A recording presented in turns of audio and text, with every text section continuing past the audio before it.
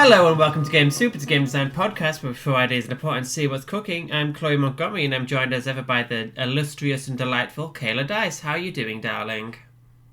I'm okay. How are you doing? I mean, I'm in a bit of a flare. Yeah. I've burnt out a lot of my energy. Or I don't know, or maybe I'm just getting bad luck with the constant, fluctuating weather. But yeah, so that's means I've not massively... No, I was going to say I've not been up to much. I've been up to lots. That's maybe part of the problem. But Yes. I finished the first draft and put out on Patreon the first draft of the Godzilla game we were talking about last week. Yay. Laurie started editing my mech ritter work, so I'm going to be putting some things into layout when I have more energy. And then I probably need to playtest the Godzilla game. Yeah. It's the thing, all the mechanics are simple, but I do need to find out, does the tone of the game work with it? So it's a weird thing where, I got that whole game done in a burst of energy, and now how far off it is from actually being ready for anyone other than my patrons to, buy or whatever, could be quite far. I need to test it first, and that will depend on, my availability of time and stuff, you know? Yeah. But maybe I'll try and, print out some sheets and see if I could put together an ad hoc game at Gexpo. But other than... Yeah, then even after that, it's I need to figure out what art direction it would be. Yeah. And then I need to decide, after I've playtested it, write examples of play, because I think they'd be really beneficial, but it would be silly to try and write them now. Without having played it, yeah. I need to know everything works before I can write the examples of play for that. Yeah. But yeah, then after all of that, I'd get a sense of, this is how long this would be as a book, and I could then decide, what am I going to do about physical release? I feel like this game plausibly could end up maybe about 60 pages, but probably not much more, so I think for a physical release, it would be paired with other stuff. Part of me is maybe because I've talked about the game Fear the Taste of Blood I've done before, which is a similar thing of It's a homage. It's yeah. Yeah, it's a similar thing of going back to a early version of a genre and taking a lot of influence from that and playing a genre very... Not necessarily playing it straight, but taking it seriously. Even if you're subverting it in other ways. It's not a joke. Yeah, no, absolutely. So I'm maybe those two could pair together as a double feature I'd mentioned. Or maybe I look at what are other genres that I feel if they are done in RPGs, they're often sort of done maybe more with a bit of a wink, or... I'm just looking at the DVDs I have in front of me and I'm there's maybe something interesting in doing a sort of, Day One, Night of the Living Dead situation. Yeah. Playing it straight. Yeah. Yeah, I think it would just be a thing of what's a genre that maybe... where I want you to play this as characters who have not seen the films that they're drawing an inspiration from. You know what I mean? This is... You're not going to play characters who should know what a zombie is in the same way, your characters shouldn't go man, this is just like Godzilla in Our Destroyer. If you're doing that, I'll throw it on that. You've played the game wrong. Yeah, it's wow, giant footprint. This is just Sasquatch. What? No. Yeah. There shouldn't be no winking. Yeah, no, I mean, that's the problem with a lot of stuff nowadays, is that everything's genre savvy. And, I get it, because audiences are, but I don't want Mulder to be yeah, this is a real X-File we got on our hands. I just think there's maybe sometimes more emotion you can drag from Absolutely taking something very seriously. And there are also other ways to be funny without being genre savvy too. And I think genre savvy, I think the reason it increasingly becomes popular is because Like, to some extent, if you were doing any kind of Dracula thing set in the modern day and having people take Dracula very seriously, there's this question of like, okay, we're now setting this in a world where Dracula didn't exist. And this is no longer our world. This is a world where people don't have this frame. Like, it actually does, to some extent, remove something from a reality when you're playing things like characters don't know what zombies are, don't know what a vampire is. It's like, okay, do I have to explore what horror movies are like in this world where there's no zombie films? Is there another version of them? Is there like, did Alien films I think, really like, big? to some extent, you don't need to. I think you can just separate that out. But it has that sort of knock-on effect, and that's why, like, actually being genre savvy, I think in, like, well-done ways, where it's not just, like, fourth wall breaking, sort of tension undercutting. Yeah. Weak comedy. I think in ways where it's good, it's like it can make stuff scarier because it feels like it's adding this realism. Yeah. But when you get to that overdone stage, it's like, yeah, you're killing the emotion. So just playing it seriously for Our Destroyer. And to be fair, I think it's an interesting difference. Our Destroyer doesn't want you to take it as like a sort of campy game, whereas I do feel with Fear the Taste of Blood, it's like you can play that as melodrama. The characters should play it seriously, but like the tone you're getting from playing the game might be a bit of a sort of melodramatic remove. But I think, I think playing melodrama is more fun than playing someone breaking the fourth wall a lot. At least, or it can be a different kind of fun. More fun is whatever. But... yeah. So, like, yeah, I'm just now looking at all of my DVDs, which are in front of me in my living room where I record. Go and then pick us a DVD and we'll make a game about it. Oh, that is a good sort of... The thing is, I've got to avoid stuff that is inherently, like, wanky film. Shit, I gotta stick in the... Actually, I was thinking about... Because another genre space I thought about. And maybe you'll have some disagreements with me on this about how much something is or isn't done. But I was thinking of that idea I once talked about on this show before of, like, what if you do some kind of gangster game but with the beat of, like, everyone is a mole or undercover somehow. I feel like that is explicitly, like, undercutting the entire shit. It's like, that is undercutting the premise. But when thinking about that and thinking of how stuff went, I was like, it's interesting. Like, the gangster film is a huge genre, the mob film. And I feel like it's not straightforwardly touched much. And I think we talked about it when we talked about the gangster episode in general, where I'm like, well, I do feel there's a fact that because, like, a lot of real life gangs are sometimes divided on, like, ethnic lines, people are like, don't want to have to do a stat block for Italian Americans, But I think you could still take the actual genre space very seriously while transplanting it into another thing. And I'm like, Blades in the Dark has elements of, like, gang war stuff, but it's maybe more focused on heists. And I feel like sometimes games bring in elements of gang war, but I'm like, man, actually, the idea of, like, a gangster rising story is not... I couldn't think of many stuff that's majorly doing it. Yeah, I couldn't name you an RPG that does it. I could think of video games, but... Yeah, like, I don't feel there is a TTRPG equivalent of Goodfellas. Goodfellas, a film I can see in front of me. Like... And I don't... Is it maybe because, like... This is the thing. Can you think of games where the arc is you becoming sort of, like, disillusioned with your own character? I feel like there are games that go that way. I mean, it's certainly where I've had the arc of my character. But I don't think it's my character's arc.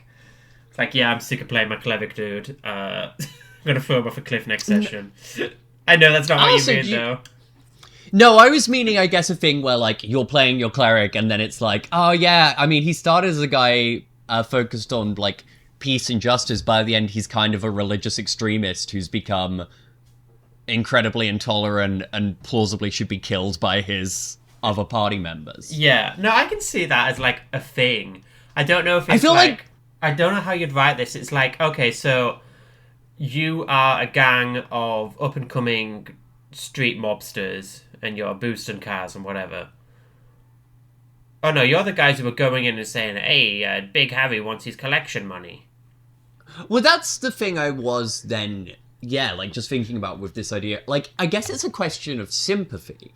Yeah. In that, like, obviously, like, low fantasy adventurers or fantasy adventures are like, when you actually analyze them from a real world framework, for reasons those people talk about, like quite unethical characters in lots of different ways.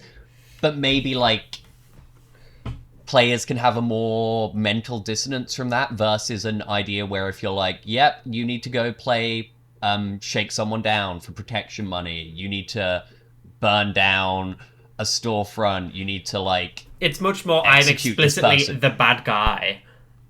Not even like an antagonist. I'm just a bad person. Yeah, and it's odd because I'm like, well, so are many of people's D&D characters, but at least I feel there's sometimes an idea. I don't feel this is reflected in how people play games, but I do feel it's somewhat reflected in the way people write games, of a assumption that people will find their PCs sympathetic and likable. Yeah, it's a matter of framing. It's like, oh, I'm John Dungeons and Dragons. I'm a big strapping man with a sword, and I go out and slay the baddies. Versus, yeah, I'm Devik Gangster, and I go to the local pizza parlor and bust some chops and beat some people up. It's like, it feels a bit like there's no bit of the gangster where he's like, and then I went and worked at the school for 12 hours. Like, unless that's like you're doing it knowing of the genre, but even then that's subverting it. It's like, if you can't play it straight, then how are we doing this? Well, that's what I'm like. I feel like you could nominally play this straight, because I'm saying I feel like players are not afraid of making characters they find unlikable and want to see bad things happen to. But I feel games... Like, I feel when games, like, engage with the fucked idea of, like, the D&D archetype, it's more like, okay, so how can this adventurer actually be a good person? Yeah. And, like, you know, I think about a lot of cyberpunk games that will... you know, clarify that you can't, like, play as a cop, which is interesting when a lot of cyberpunk genres are about characters who are cops and realize how, like, corrupt and fucked they are. And I was just like, oh, I feel there's a bit of an almost disconnect there of, like, there's an assumption that playing a character in how things are written means you like that character, but I don't feel that's how people play their own characters always. But it's maybe it's a thing that is more coming from players or writers. But I feel you could do a straightforward underworld gang situation. I feel like maybe the fun thing of that is that your early missions would be stuff that is cool. Like, yeah, it would be like, oh man, this like awful guy is muscling in our turf. Go like teach them a lesson. And you get, like, early stuff like that, or, like, you know, like, the cops are hassling people, go, and you get, like, those ones that make you feel good, and then it gets to the thing of, like, hey, this barbershop owner's not been paying his protection money, so we kind of need you to go break his niece. And, like, then you get put in that position where it's, like, also start emphasizing the thing of, like, and if you don't do this stuff, like, you might get whacked. Yeah. Maybe I can see that now, now that you've put it like that. It's like you get the exciting, cool opening session or two, and then it's like, okay, session 3, go burn down the orphanage. Yeah, or, you know, start like, you know, it's like, oh, you can impress your boss at any time by suggesting you cut down the cocaine you're selling with, like, this cheaper powder. Yeah. Like, and then, like, I think there's maybe something that I don't know how you'd... Because on some level, I'm like, how do you feel about games where it's like, the idea of a game is like, you play 2 sessions which are not actually what the game is about? I can respect it from an artistic level. I'm not massively into the idea of playing one of those games myself, though. I can see it in a sort of like, oh yeah, so session 1 is we build our characters and then we do the cool stuff, and it's like, yeah, next session we're going to come back and we're going to do cool gangster stuff. Okay, we're going to do 30 minutes of cool gangster stuff, and now we want you to go break some kneecaps. It's like, oh, do I actually want to be a gangster? It's like, it kind of gets you that arc. I kind of like that. Yeah. I think like a 2-session game where it's sort of delineated between the 2 sessions, the like act of the game is fun. I can see that. Yeah. Though I've also now just thought of maybe an interesting way of doing it if you were trying to do this in less sessions, or trying to, I guess, immediately bring to the forefront the elements of, like, the appeal and the gruesomeness and Yeah. how wherever your character's going to land on that. Have you seen The Godfather Part 2? I've not seen any of the Godfathers. I'm sorry, I'm a really bad film student graduate.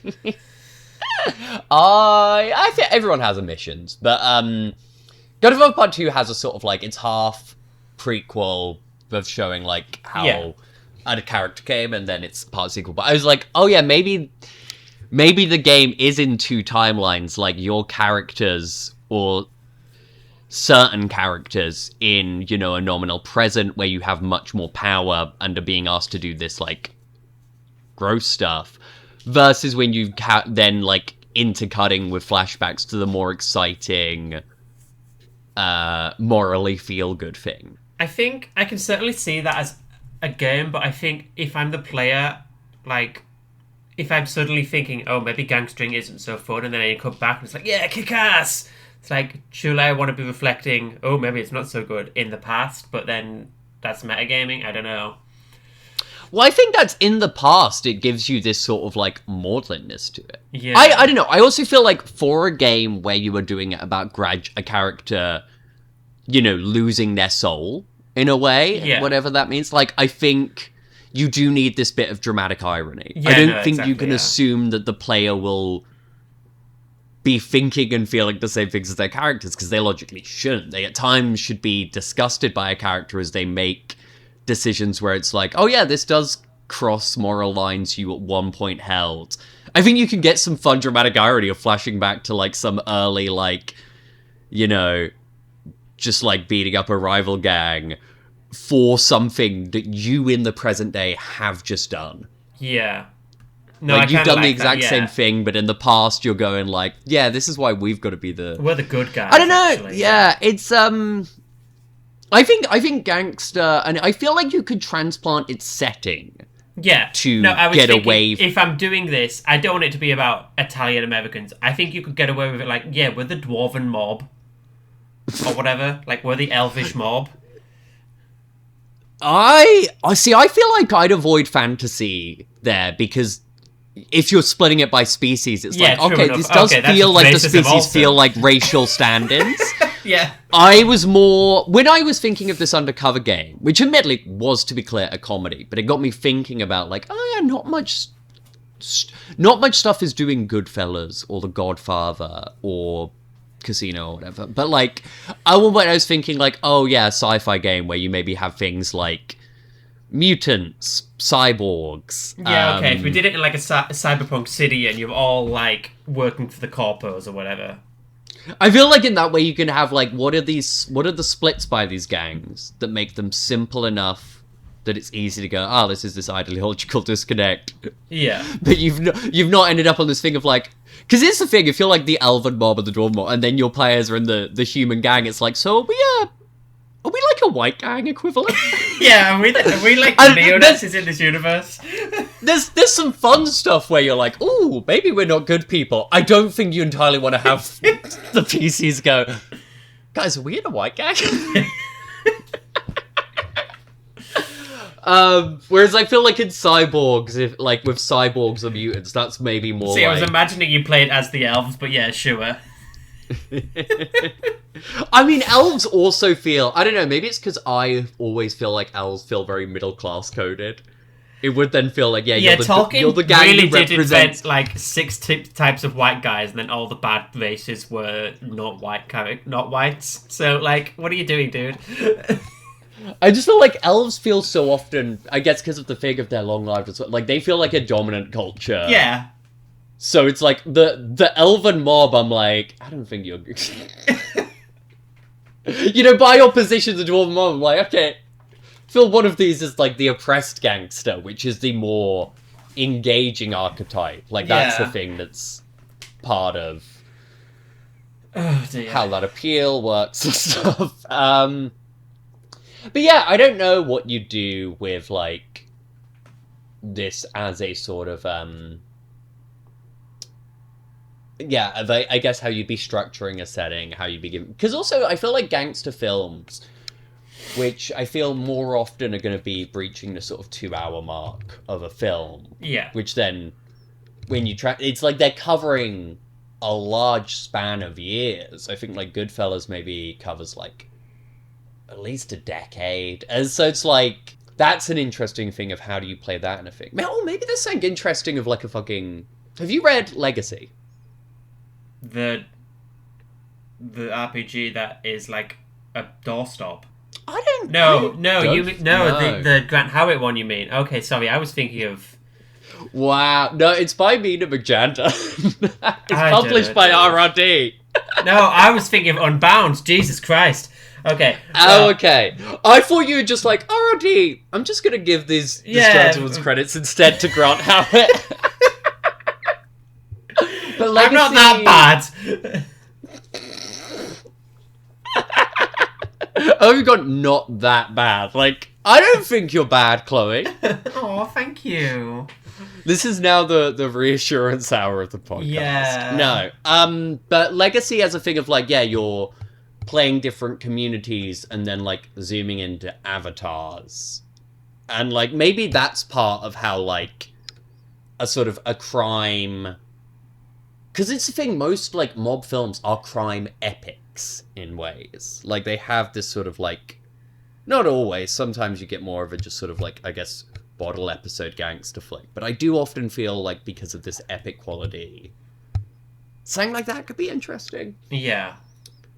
You've now got me thinking of the Pendragon hack that is about mobsters. That also... It's a thing... I think there's probably a lot of, like, gangster film influence all over TTRPGs. Yeah. But I don't necessarily think anything's tried to be a gangster RPG film as an RPG, which I think is... It feels like a bit of a missing... an amorphous shape. I think this game would be way too big to just pair out with, like, my monster horror thing. Oh, yeah, no, this is its own book. And I think it could deserve its own attention. I don't know what this idea, the shape of it would be, but... It's interesting. Do you have anything... Oh, no, I'm saying we should go, but I'm like, do you have anything you want to mention? Hopefully by the time this episode goes to air, we will have Bitter Cold at the printers, so we will have it for UKGE, fingers crossed. When you're doing the... So is it going to come out on itch soon, then? Yeah, so I mean, as soon as we hit send to Mixamo or whoever we end up going with, we'll probably put it straight to itch for backers at least, and then we might wait until after Gexpo, or at least to Gexpo weekend, to launch it publicly, but we've not quite worked that out yet, but... Yeah, I think you may as well launch it, because I don't know, maybe your numbers are different. I feel most of my itch buyers, people who buy from me are rich, are more likely from America, so... That's fair, yeah. I don't think there's much odds of someone going, I would have bought this game physically, but I just bought it on itch. And in that case, you could go, get you a discount. Yeah, get you a discount, love. Get you a discount. But yeah, I've got nothing to send to the printers before UKG. Oh, well, laddie-da, you're organised. Yeah, well, it's more that, like, because I had earlier cons where I needed stuff done for then, which meant I had to print, but now it's UKG is way too soon for me to figure out anything extra. Also, I have 2 new titles. Like, if you saw me at UKG last year and you are wondering what's new, I've got both, like, I'm of the Damned and other games, and The Gallant and the Virtuous. So, yeah, I don't know if Laurie will have full send there, so I'm not going to say one way or another. Anything. Are you tabling with Laurie, yeah? Yeah, me and Laurie are in Hall 3.